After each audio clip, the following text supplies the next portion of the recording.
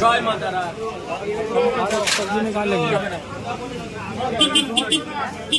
আর কি 50,000 দিয়ে দিন। অরুণদা কেমন আছো? 50 টাকা দিন না। অরুণদা কেমন আছো? অরুণদা 3টে लेके जाइएगा, अब इधर चलाइए। বিশাল লম্বা লাইন এই মুহূর্তে কিন্তু অরুণদার সামনে দাঁড়িয়ে আছে একদম। অরুণদা কিন্তু পুরো ব্যস্ত। অরুণদা কেমন আছো? কেমন আছো? এই দীঘা থেকে চলে এলাম তোমার হোটেলে খাবার খেতে। দীঘায় বাড়ি নাকি? হ্যাঁ, তুমি তো গেছিলে আমার কিছুদিন আগে। তো তোমাদের আত্মীয় আমার বাসের কাউন্টার থেকে টিকিট নিয়ে এলো একদম মিষ্টি দোকানের পাশে। মনে করো রাত্রেবেলা জলের বোতল নিয়েছিলে। অরুণদা কিন্তু এই মুহূর্তে ব্যস্ত, প্রচুর পরিমাণে ভিড় অরুণদার হোটেলে। যেরকম আপনি দীঘা থেকে এসেছেন, দীঘার উদ্দেশ্যে একটা কথা বলা, হ্যাঁ, যারা দীঘাতে বেড়াতে যায় ওই দোকানদারগুলি যারা বেড়াতে যায় ওই দীঘাটা কিন্তু পপুলার ওই জন্য। তার মানে বুঝে নিতে হবে যারা বেড়াতে যায় তাদেরকে শান্তি করে খাওয়াতে হয়, খাওয়াটা ভালো দিতে হয়। কোথায় তোমার খারাপ লেগেছে বলো? হোটেলে, ওখানে প্রায় হোটেলেরই খাবার। একদম একদম একদম। দাদা কিন্তু মনের কথাটা বলে দিলেন। এই মুহূর্তে কিন্তু দীঘাতে চলো একবার। করার দরকার নেই, মানুষকে তো বলা যেতেই পারে। যদি 100টা হোটেল থাকে, খাবারের হোটেল 100টা হোটেল যদি থাকে, খাবার গুণমান নয়। এটা আপনারা খারাপভাবে নিন, আমার উপরে যা ইচ্ছে বলুন, যা ইচ্ছে করুন, কিন্তু দীঘাবাসী আমি বলে দিচ্ছি অরুণদা কি বলছে শুনুন। জয় মা তারা হোটেল, কারণ পর্যটক ধর্মতলায় এসে দীঘা তো থাকতে পারে না। একদম একদম। পর্যটককে যদি ভালো রাখতে হয় তাহলে খাবারটাও ভালো দিতে হবে। আপনি বলুন না দীঘার হোটেলে খাবার ভালো? ওদিন রাত্রেবেলা আপনি মিষ্টি দোকান থেকে জলের বোতল নিয়ে আপনি বেরিয়ে যাচ্ছেন, আমার কাউন্টার থেকে টিকিট করে আমার গাড়িতে আপনি রাত্রে যাচ্ছিলেন। মিলিয়ে দিচ্ছি, ইনি আমার ওয়াইফ, আমার দাদা, ভাই, আমরা সবাই। না খাওয়া হয়নি, হ্যাঁ খাওয়া দাওয়া করবো। আমরা কিন্তু খাওয়া দাওয়া করবো এখন। দেখি দাদার এই হোটেলের খাওয়া দাওয়াটা কেমন, প্রথমবার। আচ্ছা উজ্জ্বলদা,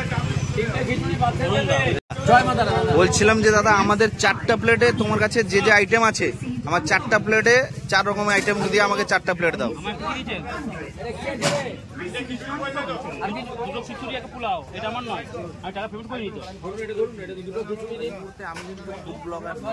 আমি এসছি যাক ধর্মতলা এসছি দাদার কাছে দুপুরে খাওয়া দাওয়া করতে। আমি কিন্তু ফুড ব্লগার নই। পরিবর্তন 50 জায়গায় খাওয়া হবে, পরিবর্তন 50 জায়গায় খাওয়া হবে।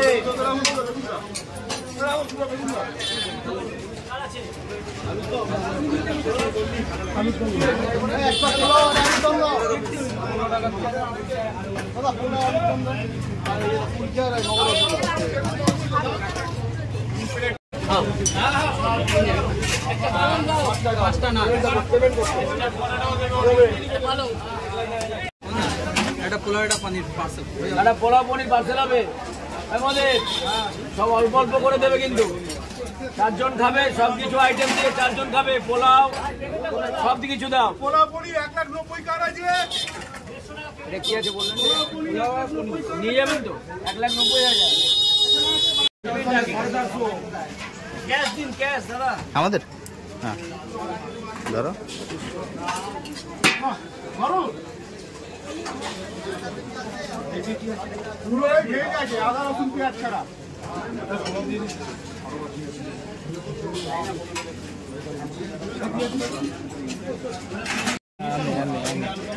কি বলেন দাদা, কি বলেন তোমাকে?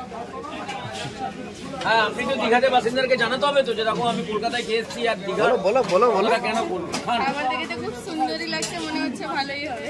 আচ্ছা, ভালো নয়, সুপার সুপার, একদম সুপার। ভাই এই আইটেম নিয়েছি,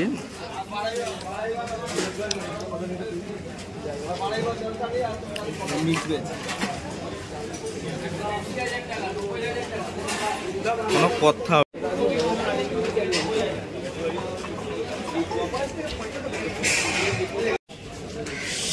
ভাই খাওয়ার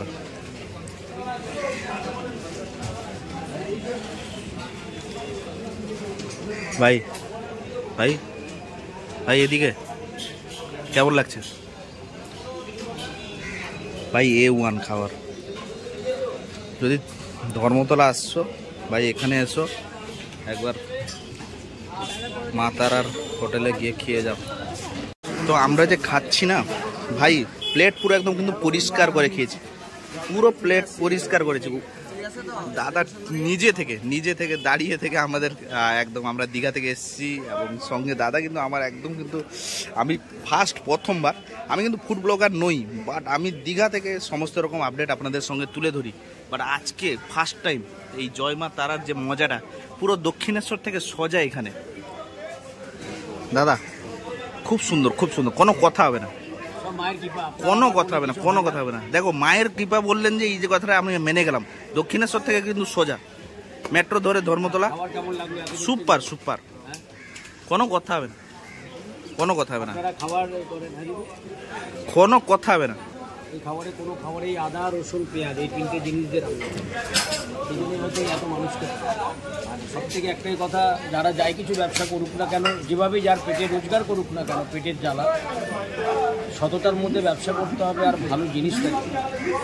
দুটো জিনিস দরকার আছে ব্যবসার ক্ষেত্রে, সেটা হচ্ছে যিনি খাবার দিচ্ছেন ওনার একটা কোয়ালিটি দরকার, আর যিনি যে খাবারটাকে আপনি বিক্রি করছেন, যে খাবারটা, এই দুটো কোয়ালিটি দরকার আছে। আর এই দুটো কোয়ালিটি যদি ইকুয়ালি ঠিক থাকে, মানে এক খাবারের কোয়ালিটি, যে খাবারটা আপনি খাওয়াচ্ছেন ওই খাবারটা, আর যিনি খাবারটা দিচ্ছেন, এই দুজনের কোয়ালিটি যদি ঠিক থাকতে পারে, রাখা যেতে পারে, তাহলে দোকানে এরকম মানুষ দাঁড়িয়ে কেন, বসে কেন? আজ লম্বা লাইন, একদম লম্বা লাইন ভীষণ। এবং আমি চেষ্টা করি মানুষদের, কেন আমার কাছে সবাই টাকা দিয়েই তো খায়, কিন্তু বিনা পয়সায় খায় না। ওই টাকা নেওয়াটা একটা বড় ম্যাটার করে, খাবার উপরে ডিপেন্ড করে। খাবার যদি ভালো হয় সেখানে মানুষ কিন্তু খাবারের টাকাটা বলে যে আমি ভালো খেলাম। যেমন আপনারা দীঘা থেকে এসছেন, আপনারা বললেন যে হ্যাঁ আমি সত্যিই তৃপ্তি পেলাম, খুব সুন্দর লাগে, খাবার এটাই দরকার। ভাই বড় বড় রেস্টুরেন্টে গিয়ে এরকম লম্বা লাইন করে দাঁড়িয়ে লোক খাতো না। আর যদি হাতের চমক যদি না থাকতো, এইরকম লোক রাস্তায় দাঁড়িয়ে হোটেলে খাচ্ছে, রাস্তায় দাঁড়িয়ে।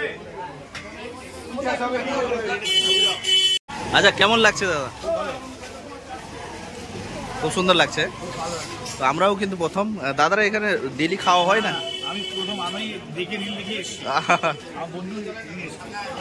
কেমন লাগছে?